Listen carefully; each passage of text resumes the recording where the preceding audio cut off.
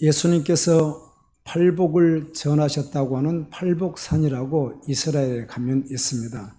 그런데 2000년 전에 있었던 일이지만 지금도 현재 그곳이라고 하는데 그곳이 맞을 가능성이 훨씬 많습니다. 이거는 지형적이나 여러 가지 모든 상황들이 그곳이 맞다 그렇게 추정되는 곳인데요. 팔복교회라고 교회도 지어져 있고 팔복을 전거했던 곳에 들판에 이렇게 들판이라기보다는 민둥산 같은 곳인데 이렇게 잔디 풀이 있고 그런 곳이에요. 이제 그거 바로 갈릴리 호수 옆입니다. 그곳에 가서 예수님이 이곳에서 팔복을 전하셨겠구나 하는 그런 마음을 얻었던 시간이 있었습니다. 예수님께서 제자들이 나온지라 입을 열어 가르쳐 이르시되, 이 팔복을 말씀하시는데 가르쳤다라고 되어 있잖아요. 가르쳤단 말이 디다스케라고 하는 말입니다. 디다스칼로스가 선생님이라는 말이고요. 디다스케. 언어로는 디다스켄, 이거는 이제 뒤에 동사 변에 따라서 달라지는데요. 디다스케 하셨다. 가르쳤다는 것입니다. 이 말씀을 가르쳤다고 하는 말은 지금 현재 제자들에게 그것이 있다는 것인가 없다는 것입니까? 없다는 것이죠. 모르고 있다는 것입니다. 그래서 예수님이 가르쳤다는 것이죠. 가르쳤으니까 예수님의 가르침을 받았으니까 어떻게 해야 될까요? 순종하고 따라야 되겠죠. 아멘. 오늘 우리에게도 동일한 말씀입니다. 이 마카리오이라고 하는 복이라고 하는 말이 헬라어로 마카리오이인데요. 신약성경은 이 마카리오이라고 하는 말이 70번 정도 기록이 되어 있습니다. 70번 정도 마카리오이. 이 복이라고 하는 말, 마카리오이라는 말이 처음으로 나오는 말씀이 마태복음 5장입니다. 5장 3절 말씀이 제일 먼저 나오는 것이죠. 복이라는 말씀. 마태복음 5장에서 8번에 기록되어 있고 요한계시록에 7번에 기록되어 있고 15번 기록되어 있으니까 나머지 55번은 그 중간에다 기록이 되어 있는 거겠죠. 이 마태복음 5장에 나오는 마카리오이, 이 8번에 나오는 이 주님께서 복이 있다 이 말씀을 우리는 팔복이다, 8가지 복이다 그렇게 기억을 합니다. 팔복은 예수님이 2000년 전에 하셨지만 지금 이스라엘 갈릴리 호수 바로 우편에서 하셨지만 이 말씀은 어제나 오늘이나 동일하신 죽은 자의 하나님이 아니요 산 자의 하나님이신 예수 그리스도 그분이 말씀하셨기에 아담 이후의 모든 사람들이 받을 말씀이었고 전제적으로 그 말씀 안에서 살아가는 것이었습니다. 과거에도 현재에도 미래에도 팔복은 동일합니다. 이 팔복 처음 하신 말씀을 이렇게 하시잖아요. 뭐 꼭 순서가 있다기보다는 처음에 이렇게 시작을 하시죠. 심령이 가난한 자는 복이 있나니 천국이 저희 것이며 이렇게 합니다. 그런데 8번째, 의를 위하여 핍박을 받는 자는 복이 있나니 천국이 저희들의 것이며 라고 하는 말씀을 통해서 알 수 있는 것은 시작할 때 천국이요 마지막에 천국이니까 이 팔복은 결국은 다 어디로 연결이 되어 있다는 거예요? 맞습니다. 전부가 다 천국 백성이 누리는 복이고 천국과 연관이 되어 있는 말씀입니다. 하나님이 주시는 말씀이고요. 12절에 의를 위하여 핍박을 받는 자는 복이 있나니 천국이 저희 것이며, 예수님을 믿는 거룩한 믿음 때문에 핍박을 받으면 기뻐하고 즐거워하라. 상이 큼이라. 천국이 너희 것이다. 이렇게 말씀하셨습니다. 그리고는 이렇게 말씀하시죠. 핍박하는 자들이 선지자들을 이와 같이 핍박했는데 선지자는 그 가운데서 오직 믿음으로 이기고 아멘. 끝까지 믿음으로 살았다는 것입니다. 그러니까 구약에 있었던 선지자들도 전체적으로는 이 팔복을 어때요? 가지고 살았다는 것입니다. 예수님이 복이 있다고 선포하신 말씀을 자세히 살펴보게 되면 어떤 특정을 가진 사람들에게 하신 말씀이거든요. 어떤 사람들에게 하신 말씀이에요. 복이 있다 이 말씀을. 그들이 누구인가? 심령이 가난한 자들. 애통하는 자들, 이 애통하는 자들이라고 하는 말은 슬퍼하는 자들이라는 뜻입니다. 슬퍼하는 자들, 온유한 자들, 의에 줄이고 목마른 자들, 긍휼히 여기는 자들, 마음이 청결한 자들, 화평하게 하는 자들, 의를 위하여 박해를 받는 자들, 이런 자들이 복이 있다는 것입니다. 누가 가지고 있는 특성이죠? 네, 예수님 성도들이 가지고 있는 특성입니다. 제자들이 가지고 있는 특성입니다. 우리가 보는 개역 성경은 심령이 가난한 자는 이렇게 가난한 자에서 단수로 기록을 했지만 원래 헬라어 원문은 복수입니다. 아우톤이라고 하는 말인데요. 영어로는 오브 댐으로 번역을 합니다. 심령이 가난한 자들은 아멘. 여러분 모두가 다 심령이 가난한 자 되기를 소망합니다. 이 팔복 가운데 주님, 저는 다 밖에는 감당하지 못하겠으니 4개만 받겠습니다. 이 8가지 복 가운데 4가지는 한번 해보겠는데 4가지는 좀 어렵겠습니다. 혹시 안 받는다 해도 어떻게 하겠습니까? 혹시 이렇게 생각하는 분이 있다면 예수님의 말씀을 지극히 오해한 것입니다. 받으면 다 받고 안 받으면 다 받지 않습니다. 존재적으로. 아멘. 심령은 가난한데 애통하지 않을 자가 없고요. 애통하는데 온유하지 않을 수가 없고요. 아멘. 말씀이 다 연결되어 있기 때문에 받으면 8가지를 받는 것이고 안 받으면 다 안 받는 것이지 저는 7가지는 받은데 1가지는 아니에요. 이런 거 있어요? 없어요? 없습니다. 자칫 오해하면 전 그래도 3개만 받아도 되겠습니다. 좋은 것만이요. 나머지 5가지는 어렵겠습니다. 그건 오해했을 때만 생각할 수 있는 것입니다. 팔복은 구원과 관계되어 있고 팔복은 천국을 말하기 때문에 아멘. 구원받는 자가 받는 것입니다. 하나님의 백성이 반드시 받는 것입니다. 특별한 행위 한 가지를 가지고 복을 말씀하신 것이 아니라 전부를 말씀하신 것입니다. 자, 이제 처음 예수님은 이 복부터 시작하시죠. 심령이 가난한 자는 복이 있나니 천국이 저희 것이며 내가 오늘 3가지 복만 말씀하고 이어서 다음 주에 나머지를 또 말씀하게 될 텐데요. 이 3가지 복 가운데 헬라어를 읽다가 그냥 읽는데 은혜가 돼서 제가 한번 적어와 봤습니다. 심령이 가난한 자는 복이 있나니 천국이 저희 것이며 마카리오이 호이 푸토코이 토 푸누마티 오티 아우톤 에스틴 헤 바실레아톤 우라는 예수님이 이렇게 말씀하셨거든요. 마카리오이 이게 복이란 말입니다. 복이 있다. 마카리오이. 헬라어로 마카리오이가 뭐예요? 복이란 말이에요. 신약에는 70번 정도 나와 있습니다. 호이 푸토코이 이 말은 가난. 푸누마트가 심령이잖아요. 영. 푸누마트는 영으로도 번역하고 바람으로도 번역하는데 문맥으로 봐서 어떻게 해야 돼요? 바람으로 번역할 것인지 영으로 번역할 것인지 아멘. 결정되어지는데 이걸 바람으로 번역해버리면 안 되겠잖아요.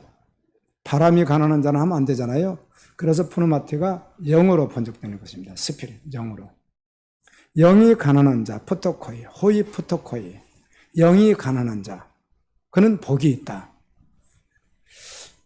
여기 가난이라고 하는 말은 지금 죽음 앞에 있는 가난, 다시는 결코 회복될 수 없는 죽음으로 끝날 가난, 어떤 경우에도 인간의 어떤 것으로도 해결될 수 없는, 그래서 이 영혼이라는 말을 굳이 할 수 있다면 영혼이 가난할 수밖에 없는 상태, 이 상태를 말하는 것입니다. 이렇게 가난한 자는 복이 있다. 해 바실레아톤 우라는, 우리는 천국 그랬는데 하늘의 왕국, 번역을 직역을 하면 하늘의 왕국입니다. 하늘 우라는 바실레아 왕국이거든요. 하늘의 왕국을 어떻게 할 것이다? 받을 것이다. 여러분, 하늘의 왕국을 받는 자가 가장 복된 자이죠. 아멘입니다. 예수님께서 심령이 가난한 자, 마음이 가난한 자는 복이 있다 그랬는데, 심령이 가난한 자가 도대체 어떤 의미를 가진 것인지, 예수님이 어떤 의미로 이 말씀을 하셨는가, 이런 것이죠. 예수님 없이는 저는 영적으로 파멸되었습니다. 끝이 났습니다. 정말로 인정하는 것입니다. 이 영적 가난은 하나님의 은혜가 없다면 나는 버림받고 절망적이라는 것을 매우 예리하게, 송곳같이 매우 예리하게 인식하는 사람을 말하는 것입니다. 철끝같이 정말 인식하는 거예요. 하나님의 은혜가 없다면 저는 절망입니다. 하나님의 은혜가 없다면 저는 영원히 지옥 형벌입니다. 저는 끝입니다. 그런 심정을 가난한 심령이라고 했습니다. 예수님이 이런 말씀하신 적이 있습니다. 자기를 위하여 재물을 쌓아두고 하나님께 대하여 부여하지 못한 자에 대한 말씀이 있습니다. 마음이 부요한 자이죠. 예수님께서 복이 있다고 말씀하는 심령이 가난한 자와는 반대되는 사람입니다. 재물이 많으니까, 소득이 많으니까 기뻐합니다. 노후 준비가 너무 철저하게 잘 되어 있거든요. 보험, 돈, 집, 살 곳 다 준비가 너무 잘 된 것이죠. 마음이 부자인 거예요. 예수님이 이렇게 말씀하시죠. 영혼아, 여호와의 쓸 물건을 많이 쌓아뒀으니 평안히 쉬자. 이렇게 마음의 부자가 그렇게 말을 할 때, 어리석은 자여, 오늘 밤에 내 영혼을 도로 찾으리니 너가 죽으리니 그러면 내 준비한 것이 무엇이 되겠느냐. 예수님 이렇게 말씀합니다. 세상 보여주는 그 어떤 것으로 인해서 마음의 부자라고 생각하는 사람이 심령이 가난한 자가 아니라는 거죠. 세상에 그 어떤 것을 소유했을지라도 천국을 소유하는 자는 심령이 어떤 자예요? 가난한 자. 푸토코이, 아주 가난한 자라는 거예요. 예수님이 가르치신 8가지 복에 관한 말씀은 2가지 면으로 크게 볼 수 있는데요. 하나는 예수님의 제자가 되기 위해서 반드시 갖춰야 될 것이고요. 성도가 가져야 될 것입니다. 그리고 또 다른 하나는 예수님의 제자로서 반드시 실천해야 될 일입니다. 아멘. 아멘입니까? 하지도 못할 것을 예수님이 계속 말씀을 그렇게 하셨다면, 그런 용어는 전혀 쓰면 안 되겠지만 우리 세상 말로 잔소리잖아요. 잔소리. 주님은 진리시거든요.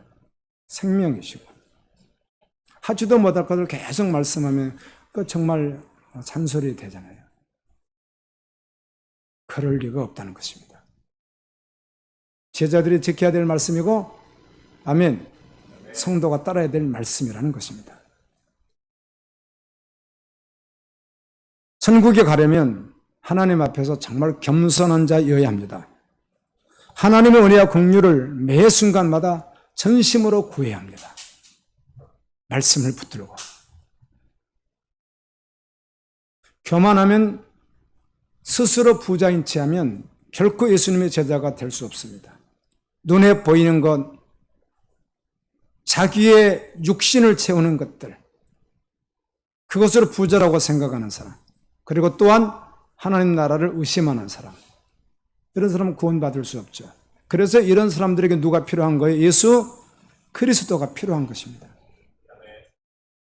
예수님은 하늘 보좌에서 이 땅까지 자신을 겸손히 낮추시고 내려오셨습니다. 하늘의 영광의 본체이신, 하나님의 본체이신 그분은 종의 모습을 가지고 이 땅에 오셔서 십자가에 달려 죽기까지 겸손하게 복종하시고 순종하셨습니다. 왜요? 교만한 영혼을, 모르고 하나님을 향해서 교만한 영혼을 가난한 심령으로 만들기 위해서 오신 것입니다. 아멘입니다. 그리스도의 마음, 예수님의 마음을 품은 자, 그래서 하나님 앞에 자신이 얼마나 죄인인지 아는 자, 예수 그리스도를 통해 나타난 하나님의 풍성한 긍휼을, 그 십자가의 은혜를 외면했을 때 얼마나 비참해지는지 아는 자. 주님을 놓쳐버리면 내가 얼마나 처절하고 얼마나 비참한 존재가 되는지, 그리고 어떻게 멸망에 빠지는지를 아는 자. 그래서 그 가운데서 하나님의 은혜를 구하는 자가 심령이 가난한 자입니다.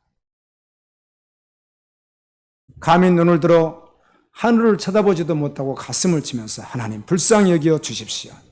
저는 죄인입니다. 이렇게 탄식하며 주님의 은혜를 구하는 자, 그가 천국에 들어갈 자입니다. 예수님은 아주 명료하게 말씀하셨습니다. 심령이 가난한 자는 복이 있나니 천국이 그들의 것이며. 이렇게 말씀하시고 이제 애통하는 자에 대한 말씀을 하십니다.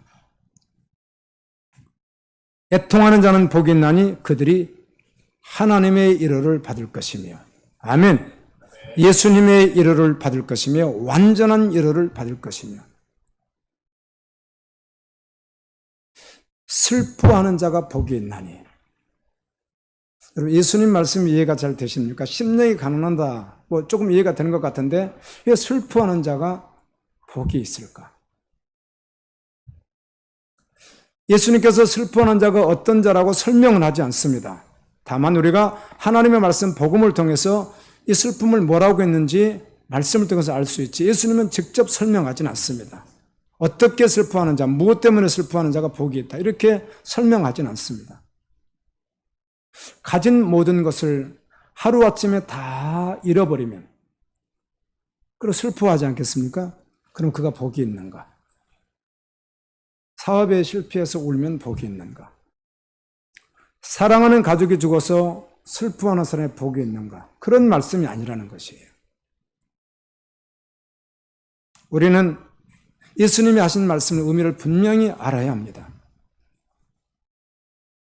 예수님께서 말씀하시는 애통하는 자, 슬퍼하는 자들이 누구인가 하는 것입니다. 그들은 복이 있다는 거예요.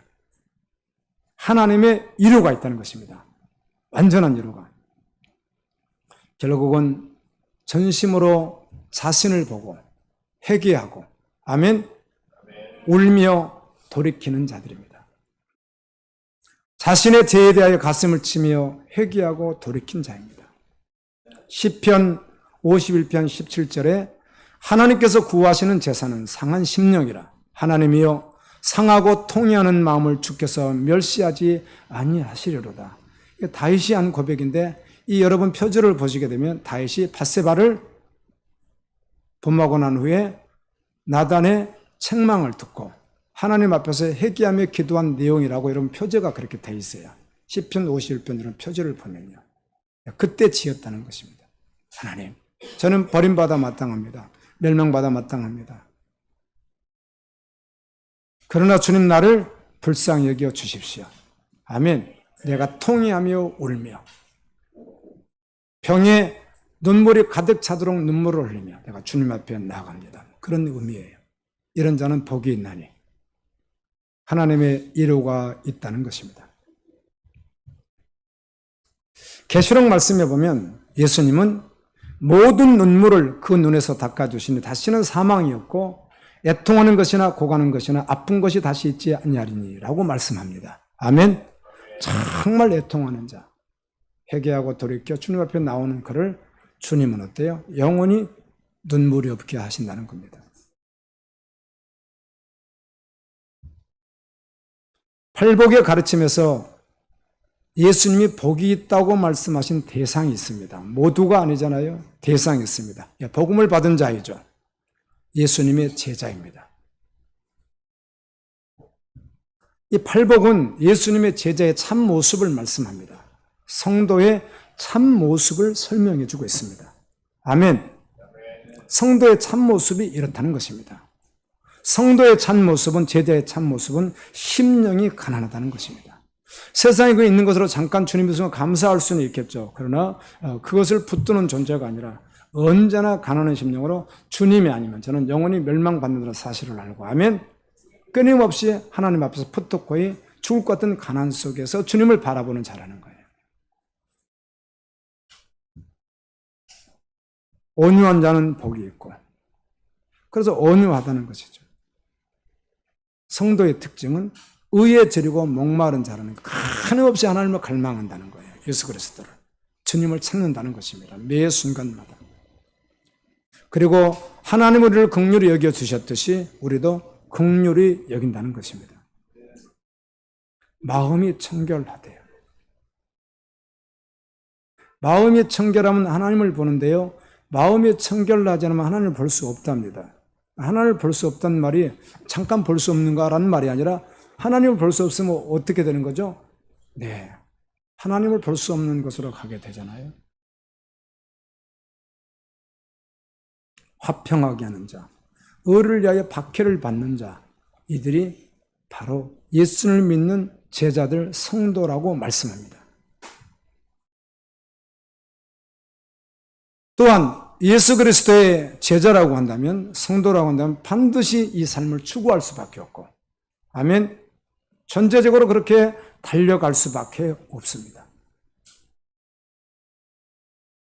바로 이런 자들이 천국을 받게 되고, 하나님의 위로를 받게 되고, 땅을 기업으로 받으며 긍휼히 여김을 받으며 하나님의 아들이라 칭함을 받으며 하늘에서 큰 상을 받아 누리게 됩니다.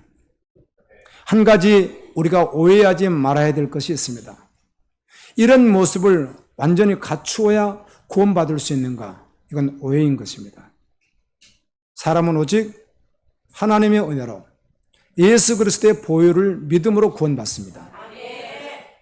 원래 우리는 교만하고 사나우며 악을 좋아하고, 우리는 긍휼을 베풀기보다는 오히려 긍휼하지 못하고, 마음이 청결한 것이 아니라 마음이 더러운 죄인이고, 화평하기보다는 다투기를 더 좋아하는 그런 죄인입니다.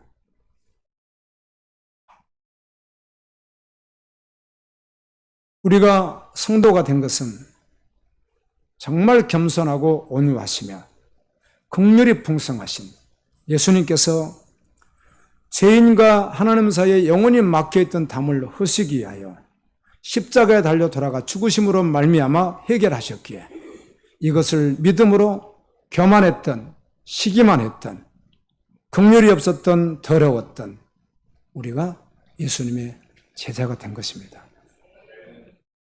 여전히 온전하진 않지만 우리의 죄값을 예수님이 치르셨기 때문에, 죄를 알지도 못하신 어려우신 그분이 우리의 부정을 위하여 대신 죽으셨기 때문에 그것을 믿음으로 말미암아 우리가 구원받은 것입니다. 이것을 완전히 지켜야 구원받는다, 그런 말씀이 아닙니다.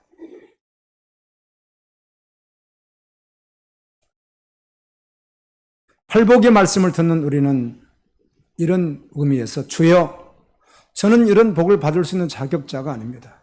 저는 죄인입니다. 애통하며 은혜를 구할 때, 아멘, 그 심령 속에 주님이 은혜를 주십니다. 우리는 또 한 가지 질문해 볼 수 있습니다.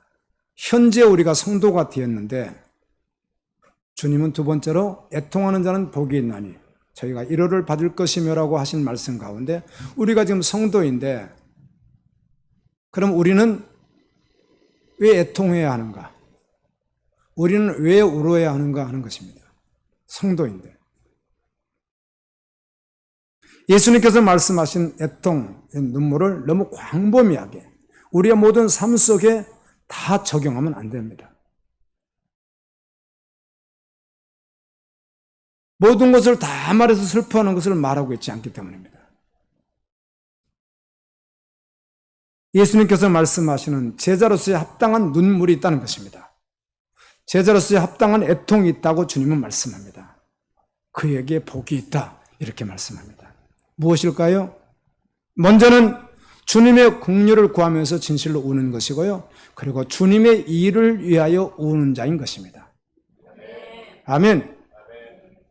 주님을 따라가면서 받는 핍박 가운데도 울 수 있겠지만 하나님의 나라를 위해서 걸어가면서 우는 그 울음을 말하는 것입니다. 그럴 땐 하나님의 위로가 있고요, 천국에서 영원토록 주님이 그와 함께 하시고, 베드로전서 말씀 같은 것을 우리가 생각한다면 그날에 주님이 칭찬할 것이고 존귀, 영광, 면류관을 씌워줄 것입니다. 아멘. 그래서 우리 믿는 우리가 우려야 될 것은 바로 주님의 일을 위해서 우는 것입니다. 그에게는 위로가 있습니다. 혹시 여러분 주님의 일을 위해서 많이 우시는가요? 주님의 긍휼을 구하면서 많이 우시는가요? 경우에 따라서는 이 세상 사람들은 그 울음의 의미를 모르지만 예수님이 하신 말씀 자체를 모르니까 그냥 세상 것으로만 우는데, 혹시 여러분들도 나그네로 사는 인생길에서 혼동스러워서 세상 사람들을 울고 있는 울음을 혹시 울고 있지는 않습니까?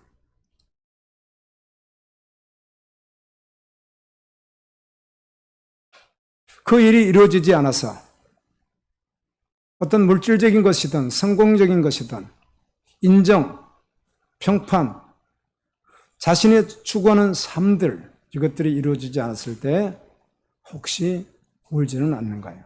울 수 있죠. 그런데 주님이 말씀하는 울음은 그걸 말씀하는 것이 아니죠. 아멘.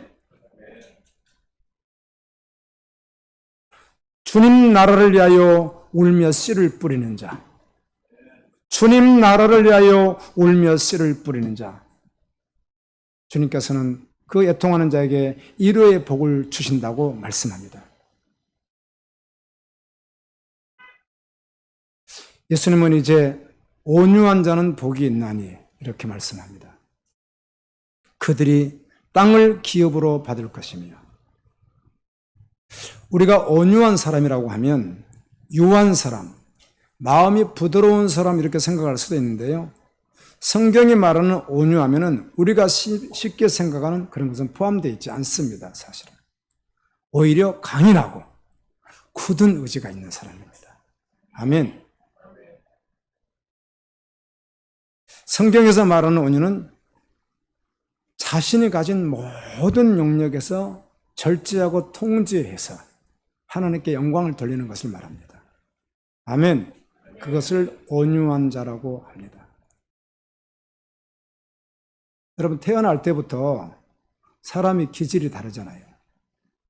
혈액형 가지고 기질을 말하기도 하고, 또 4가지 영질, 점액질, 담즙질, 우울질, 다혈질, 이런 정확히 맞지는 않을지라도 이렇게 구별하는 것들이 있잖아요. 그걸 가지고 어떤 사람은 속이 어떻든 간에 그냥 봐도 온유해 보이는 사람이잖아요. 그걸 말하는 게 아닙니다. 성경에서 말하는 온유. 특별히 사람을 향해서 온유하다 이렇게 하나님 말씀하신 사람이 있잖아요. 누구죠?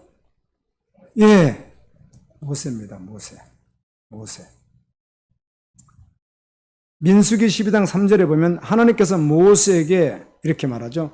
온유함이 지면의 모든 사람보다 더하다 이렇게 했어요. 모세가 온유하다 이렇게 말합니다. 모세 이미지를 그려보면 어때요? 강인하고 굳은 의지가 있는 사람이고 결단력 있는 사람, 그렇게 느껴지는데 하나님은 그가 가장 온유하다 이렇게 말했습니다. 이 말씀을 할 때 어떤 특별한 사건을 가지고 말씀합니다. 하나님께서 온유하다 이렇게 할 때. 모세의 부인 시보라가 죽었잖아요. 그럼 모세가 구스, 에티오피아죠. 에티오피아 여자를 아내로 맞이했습니다. 이 문제를 가지고 누나였던 미리암과 형인 아론이 어때요? 하도 심하게 비난합니다. 모세를. 그리고 하는 이야기가 너만 선지자냐? 너만 하나님과 대면해서 말하냐? 우리도 똑같이 선지자야. 너가 그렇게 하는 일이 크냐? 우리도 큰일 한다. 이렇게 막 대들잖아요. 모세가 뭐 하려면 말할 수 있겠죠. 그렇지만 호렙산에서 내가 하나님 만났고, 아멘. 시내산에 올라가서도 아론이 했어요? 모세가 했어요? 모세가 했고. 그렇게 하면 권위를 내세울 수도 있겠으나 그냥 침묵합니다. 말씀해 보면 말하지 않습니다. 심하게 아론과 미리암이 모세에게 도전하죠. 사역 가지고도 도전합니다. 그리고 그 잘못했다고 해서 사실은 결론은 잘못이 아닌데 잘못했다고 해서 계속 공격을 하죠. 모세 아무 말도 하지 않습니다. 그러한 때 구름 기둥 가운데로 하나님께서 강림하셔서 장막 문에 서시고 아론과 미리암을 부르시죠. 그리고는 모세의 억울함을 도리었대요. 대변하시고 모세를 높입니다. 민수기 12장 8절에 하나님 이렇게 말씀합니다. 너희가 어찌하여 내 종 모세 비방하기를 두려워하지 아니하느냐. 하나님이 진노하십니다. 근데 어떻게 아론은 어떻든 간에 미리암은 문둥병이 걸리잖아요. 근데 하나님께서 또 고쳐주시는데 모세가 뭘 해요? 중보기도 하지 않습니까? 하나님 우리 누님의 문둥병을 고쳐 주옵소서. 이렇게 하죠. 모세는 아론과 미리암이 공격할 때 아무 말도 않고 침묵했을까요? 마음이 여리고 착해서 그랬나요?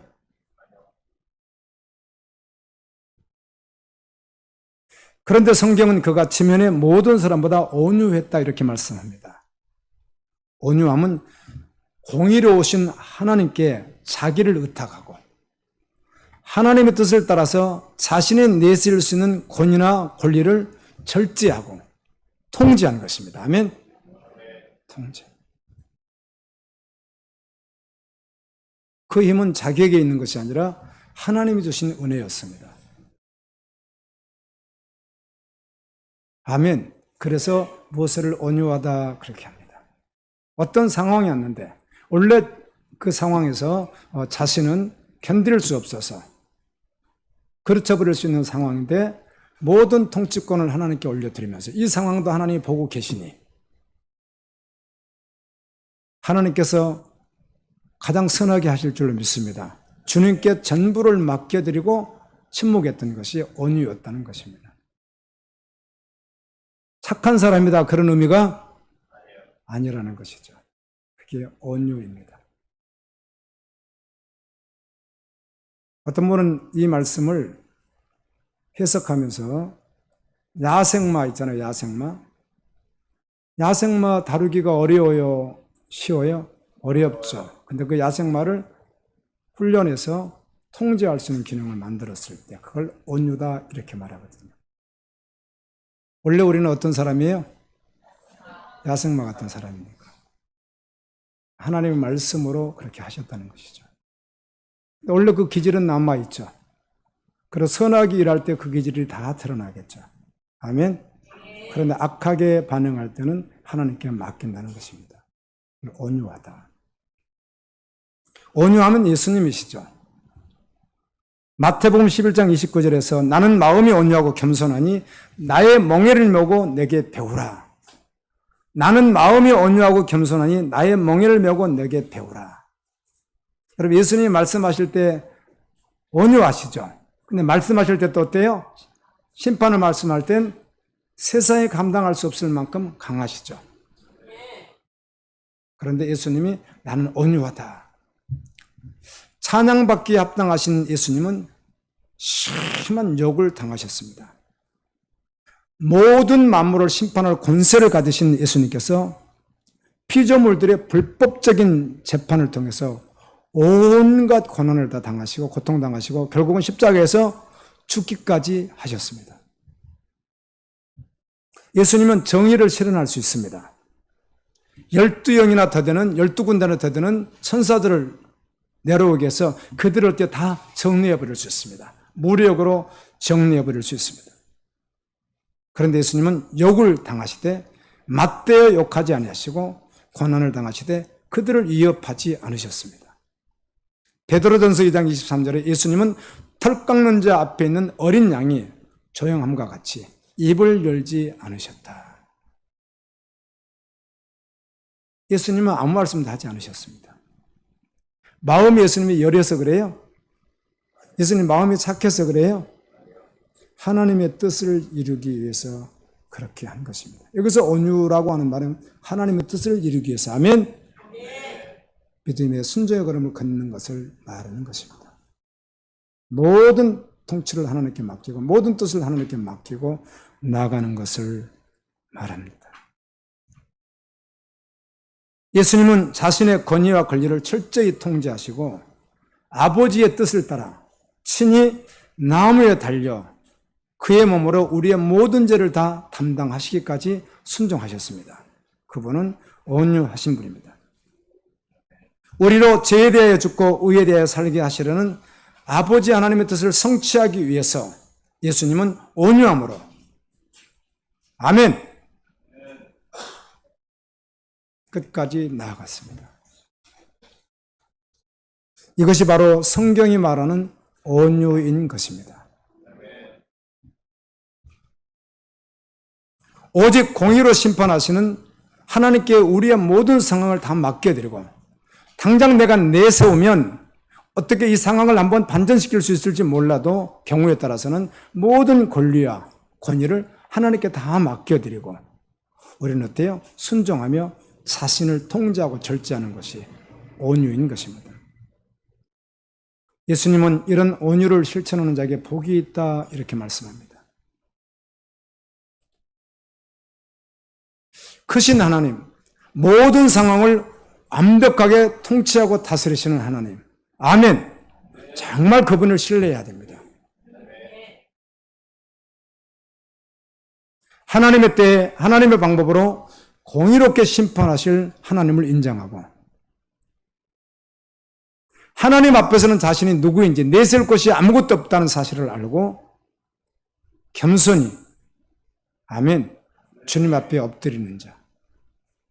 그래서 성경은 온유와 겸손을 겸해서 계속 사용하고 있습니다. 온유한 자는 누구라는 거예요? 겸손한 자. 그 겸손은 다른 뜻이 아닙니다. 하나님 앞에서 말하는 것입니다. 온유에는 믿음이 함께합니다. 눈에 보이는 억울한 환경이나 고통스러운 현실보다 그것을 통하여 선을 이루실 하나님에 대한 믿음이 있는 것입니다. 고린도전서 13장에서는 사랑을 뭐라고요? 온유하며 라고 했습니다. 온유는 십자가의 사랑인 것입니다. 사랑은 온유하며. 온유한 자는 땅을 기업으로 받을 것이라고 했습니다. 온유한 자는 땅을 기업으로 받습니다. 예수님이 온유한 자에게 약속한 복입니다. 그렇다면 예수님께서 부동산을 약속하셨을까요? 네? 깜짝 놀라시네요. 온유한 자는 땅을 기업으로 받는다고 했으니까 부동산을 약속했느냐는 것이죠. 우리는 하나님의 말씀을 받을 때, 볼 때 문맥을 잘 보아야 합니다. 그리고 성경을 자세히 보아야 합니다. 한 절을 이렇게 떼어다가 잘못 보면 많이 오해할 수 있습니다, 말씀을. 갑자기 천국 이야기를 계속 하시다가 땅 준다니까 부동산을 주신다는 것인가? 네, 저는 처음에 이해 못했습니다. 부동산도 포함되는 줄 알았습니다. 정말 저는 그렇게 믿었습니다. 온유의 땅을 받을 수 있는데.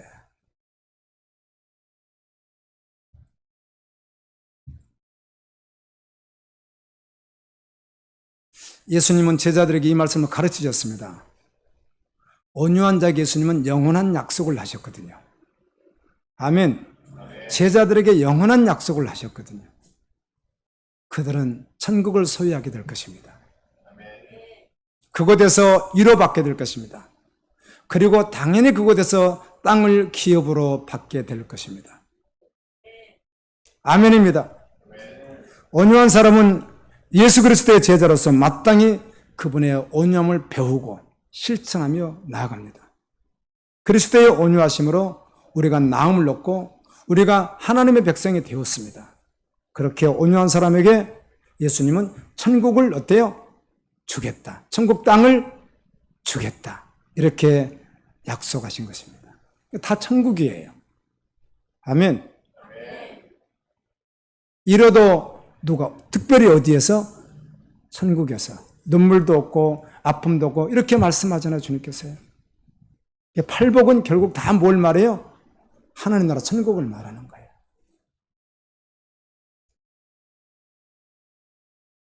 예수님께서 그의 앞에 있는 기쁨을 위하여 십자가를 참으사 부끄러움을 개의치 아니하시고 하나님 보좌 우편에 앉으신 것처럼 성도에게 약속하시는, 제자에게 약속하시는 말씀입니다.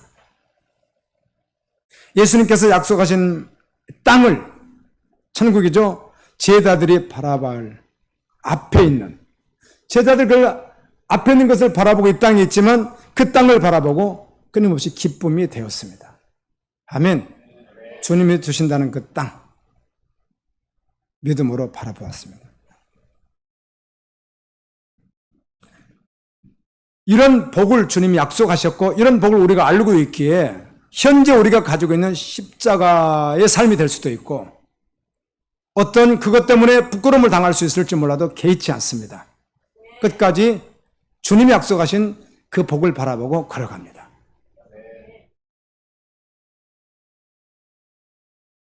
온유는 우리 힘으로 온전히 이뤄낼 수 있는 영역이 아닙니다. 아멘. 온유를 우리가 어떻게 우리 힘으로 이뤄냅니까? 이뤄낼 수 없습니다. 예수님은 이 산상수훈을 통해서 너의 힘으로 온유를 이뤄내면 내가 땅을 주겠다, 이렇게 사실 말씀하신 것이 아닙니다. 아멘. 그러면 우리 공로가 되게요. 성경 정보를 통해서 우리는 주님 말씀을 온유를 이뤄낼 수 있는 존재가 아닙니다. 오직 겸손히 자신을 낮추고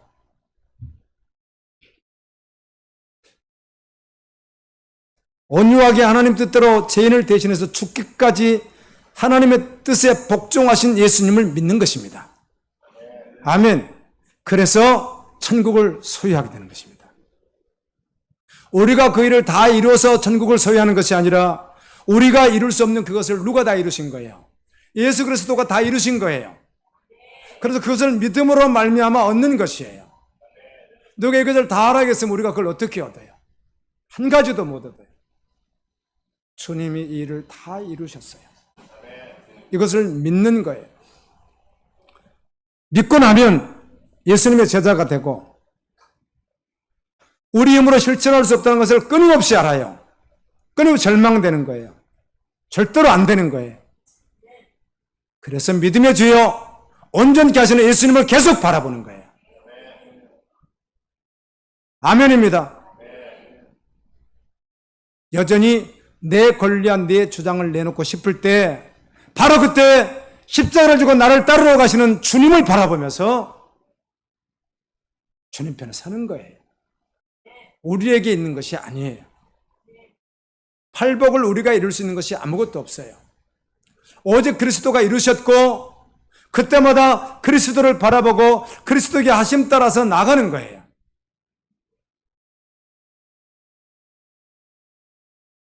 아닌 것 같은데 우리가 또 해야 되는 것 같죠? 그런데 같은 말씀일 것 같은데 비밀이 있습니다. 예수 그리스도로 된다는 것입니다.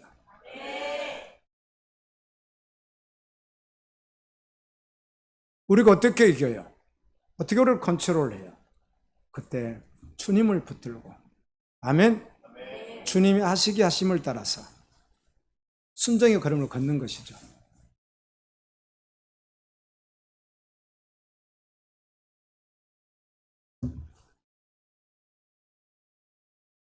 예수님의 제자는 마땅히 온유한 자가 되어야 합니다. 여러분, 예수님이 남긴 발자국 걸음걸음마다 주님이 걸은 걸음마다 온유가 어때요? 겸손이 다 찍혀 있습니다. 예수님의 걸음걸이에는 온유와 겸손이 계속 찍혀 있습니다.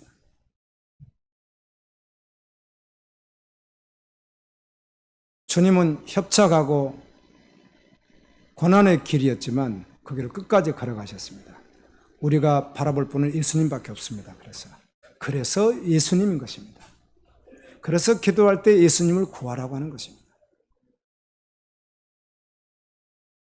그 길 끝에 하나님 나라가 있으며 그곳에서 가장 겸손하신 예수께서 우리에게 줄 상을 가지고 아멘, 우리에게 주실 것입니다.